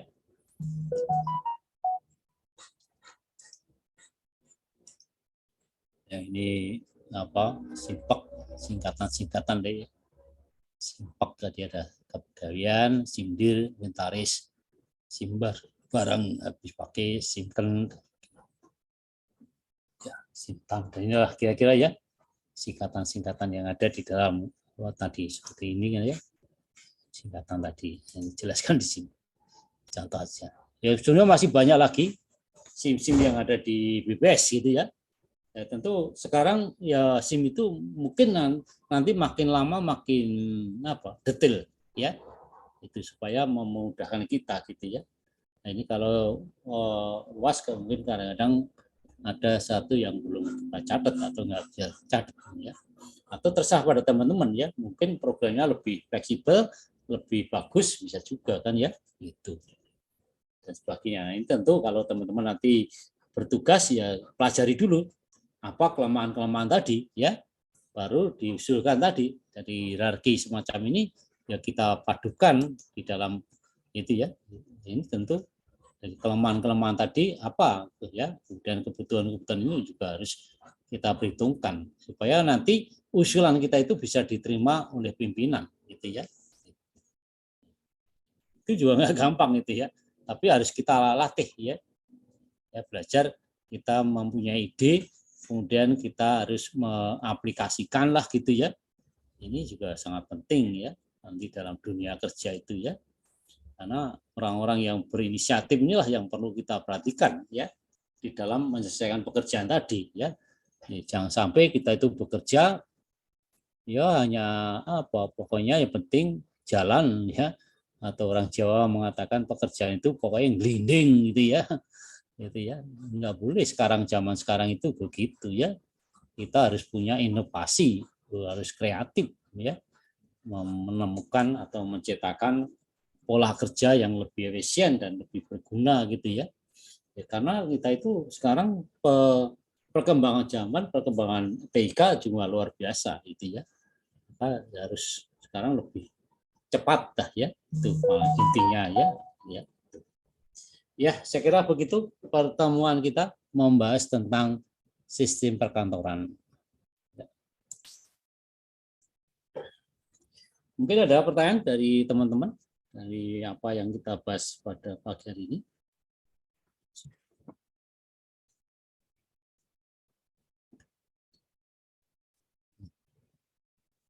Ya, mungkin ya kalau tidak ada pertanyaan, sambil bertanya, sambil yang pertanyaan kalau ada kita responsi dulu, ya.